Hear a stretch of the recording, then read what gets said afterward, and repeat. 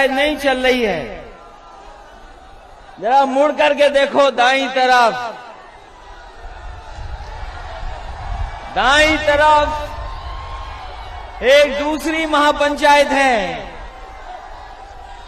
बाईं तरफ देख लीजिए, अभी पीछे दिखाई दे रहा है,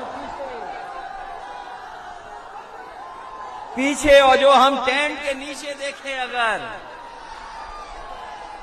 तो मैं देख रहा हूं कि अभी भी लोग खेतों से चल करके आ रहे हैं। जो सड़क हल्दर मैदान को जोड़ रही है, जो सड़क हल्दर मैदान को जोड़ रही है, सब तरफ लोग ही लोग दिखाई दे रहे हैं। ये पीला रंग सुहेलदेव भारतीय समाज पार्टी का है। ये पीला रंग पीला ही पीला दिखाई दे रहा हमें। देखिए इधर, और लाल टोपी भी सर में है।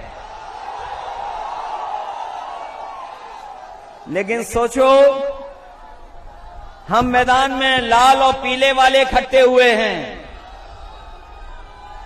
इस मैदान में और आसपास लाल और पीले लोग इकट्ठे हुए हैं, लेकिन हमें और आपको देखकर कोई जाने कहां लाल पीला हो रहा होगा।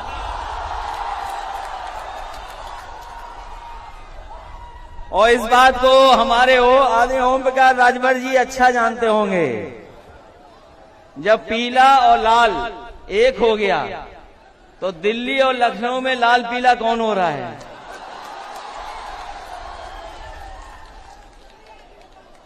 और फिर आपने ठीक कहा, अगर बंगाल में कुछ हुआ है, अगर बंगाल में कुछ हुआ है तो ठीक कहा है आपके अध्यक्ष जी ने कि अगर बंगाल में कुछ हुआ है तो यहाँ के लोग भी और पूर्वांचल के लोग भी खदेड़ा कर करके दिखाएंगे। यहाँ भी खदेड़ा होगा कि नहीं होगा? और मैंने लखनऊ में कहा था, मैंने लखनऊ में कहा कि जिस दरवाजे से भारतीय जनता पार्टी सत्ता में आई है, वो दरवाजा ओम प्रकाश राजभर जी ने बंद कर दिया है और हम लोगों ने मिलकर के उसमें छटकनी लगा दी है। बताओ अब भारतीय जनता पार्टी का क्या होगा? इसलिए इस मंच पर उपस्थित सुहेलदेव भारतीय समाज पार्टी के राष्ट्रीय अध्यक्ष ओम प्रकाश राजभर जी, मंच पर उपस्थित प्रेमचंद प्रजापति जी, समाजवादी पार्टी के नेता बलराम यादव जी, अनिल सिंह चौहान जी, पूर्व मंत्री कई बार के विधायक दुर्गा जी, राम सागर बिंज जी, दयाराम पाल जी, बाबूराम पाल जी, राजीव राय जी, सुनील सिंह अर्घवंशी जी, अरशद अंसारी जी, सतीश बंजारा जी, बालक चौहान जी, Gulab Singh खंगवार, doctor Arvind Rajbhar ji, Arun Rajbhar, Mahendra Rajbhar, Salik Yadav ji, doctor Baliraj, Rituraj Kashyap, Premchand Kashyap ji, doctor Mahesh चंद प्रजापति जी और बड़ी संख्या में मंच पर उपस्थित सभी सुहेलदेव भारतीय समाज पार्टी के नेता, समाजवादी पार्टी के नेता, भागीदार मोर्चा के सभी हमारे नेता और इस महापंचायत में आए हुए हमारे आदरणीय बुजुर्ग, किसान भाई, माताएं, बहनें, नौजवान साथी, पत्रकार बंधुओं, मैं सबसे पहले सुहेलदेव भारतीय समाज पार्टी को बधाई देना चाहता हूं। मैं उनके नेता को बधाई देता हूं कि इस ऐतिहासिक कार्यक्रम के लिए, इस शानदार कार्यक्रम के लिए बहुत बहुत मुबारकबाद आपको।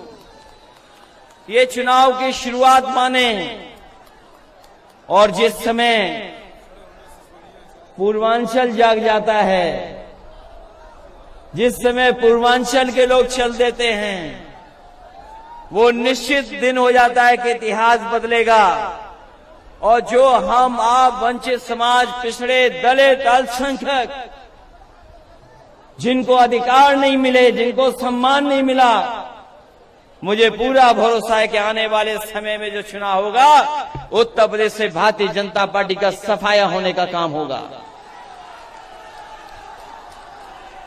और सफाया इसलिए जरूरी है कि महाराजा सैलदेव राजभर जी और डॉक्टर राम मनोहर लोहिया को मानने वाले लोग और बाबा साहब भीमराव अंबेडकर जी के सिद्धांत पर चलने वाले लोग और तमाम महापुरुष जिन्होंने हमें आपको पीढ़ी दर पीढ़ी जगाने का काम किया है, उन सबके सिद्धांतों पे हम लोग चलने वाले लोग हैं। इसलिए एक होकर के जब आगे चलेंगे, आगे एक होकर के संघर्ष करेंगे, तो इस ताकत का कोई मुकाबला नहीं है, कोई मुकाबला नहीं है।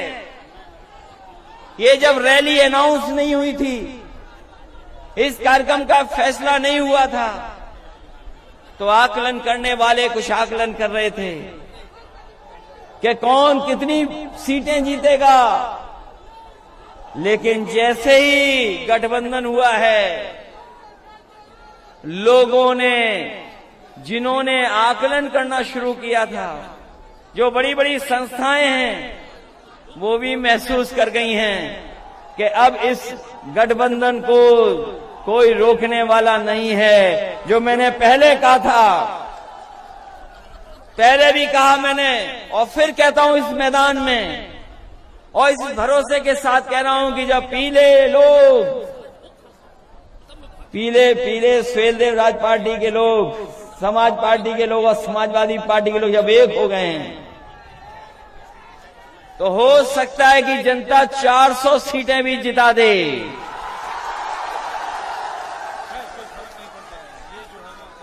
जो ज्यादा बोलते थे, जो लोग ज्यादा बोलते थे, वो अपना गिनती नहीं ठीक कर पा रहे हैं।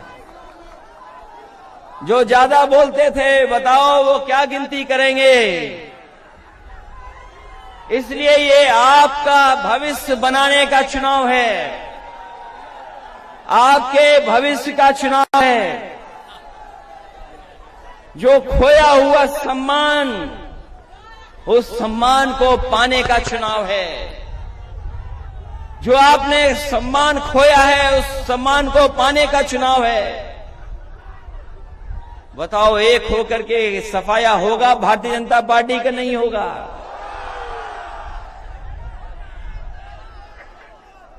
जब गठबंधन हुआ होगा, आपके नेता तो भारतीय जनता पार्टी के साथ भी रहे हैं। बताओ न जाने कितने सपने दिखाए भारतीय जनता पार्टी ने, क्या क्या सपने दिखाए भारतीय जनता पार्टी ने, न जाने क्या षड्यंत्र किए, कितना झूठ बोला। बताओ झूठ बोलने वाली पार्टी कौन सी है? झूठ बोलने वाली पार्टी कौन सी है? लेकिन हमें अब महसूस हो गया है कि झूठ बोलने वालों की कोई साजिश अब दलित पिछड़े लोगों के बीच में चलने वाली नहीं है। कोई साजिश चलने वाली नहीं है। आज जब हालात देखते हैं उत्तर प्रदेश के, जब हालात देखते हैं उत्तर प्रदेश के, तो बताओ कहां पहुंच गया उत्तर प्रदेश? कहां पहुंच गया? अभी मैं सुन रहा था, कुछ कह रहे थे कि कुछ पाबंदी लग जाएगी, लेकिन बताओ धुएं पर पाबंदी कब लगेगी?